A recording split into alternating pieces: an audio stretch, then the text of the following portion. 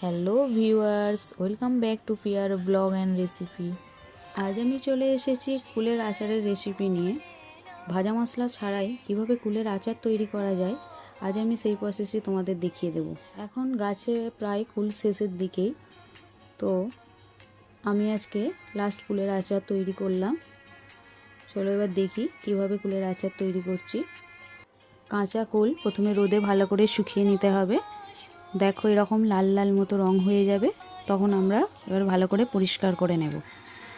পরিষ্কার করে কুলের যে মুখটা থাকে বোঁটাটা, ওই বোঁটাটা ছাড়িয়ে দেব, দিয়ে ভালো করে জলে ধুয়ে পরিষ্কার করে নেব।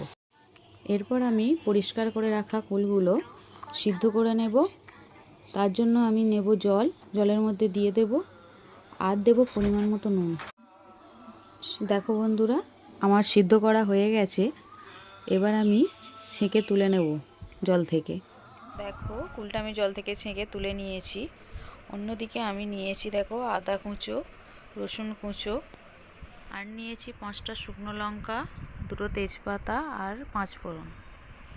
এরপরে আমি ওভেনের মধ্যে একটা হাঁড়ি বসিয়ে দিয়েছি। দেখো এর মধ্যে দেব তেল পরিমাণ মতো। এবার এই তেলটা গরম হয়ে গেলে তার মধ্যে একে একে সমস্ত উপকরণ আমি দিয়ে দেব।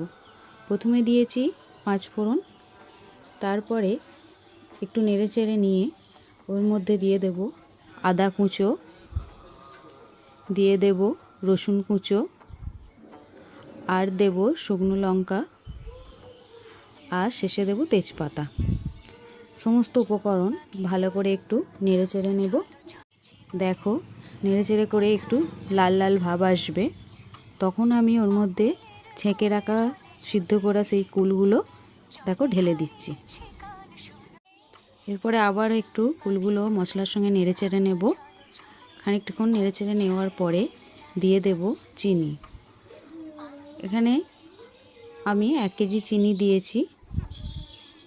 চিনি দিয়ে বেশ কিছুক্ষণ একটু নাড়াচাড়া করব। দেখবে আস্তে আস্তে চিনিটা গলে যাচ্ছে, বেশ কুলের গায়ে মাখা মাখা হয়ে যাচ্ছে। এই সময় ওভেনটা একটু কমিয়ে দেবে। ওভেন কম করে আস্তে আস্তে নাড়াচাড়া করতে থাকবো। দেখো আস্তে আস্তে চিনিটা গলে যাচ্ছে। এই পর নাড়াচাড়া করতে করতে পুরো চিনিটাই গলে যাবে। দেখবে কুলগুলো তখন আস্তে আস্তে ফুটবে। এবার ওভেনটা আস্তেই রাখবো, কারণ ওভেন বাড়িয়ে দিলে কুলের নিচগুলো পুড়ে যেতে পারে। দেখো বন্ধুরা, আমার কুলের আচার প্রায় রেডি হয়েই গেছে। দেখো বন্ধুরা, আমার কুলের আচার কমপ্লিট। আমি এদিকে প্লেট আউট করে নিয়েছি। তোমরা দেখো খুব সুন্দর রং হয়েছে আর খুব টেস্টিও হয়েছে। সত্যি কুলের আচার খেতে ভালোই লাগছে। তোমরাও বাড়িতে ট্রাই করবে। যদি ভালো লেগে থাকে অবশ্যই একটা কমেন্টস করবে আর সাবস্ক্রাইব করবে আমার চ্যানেলটিকে, আর বেল আইকনটি প্রেস করতে ভুলবে না, যাতে নতুন নতুন রেসিপি আনলে তোমরা এটা আগে দেখতে পাও, আর শেয়ার করবে।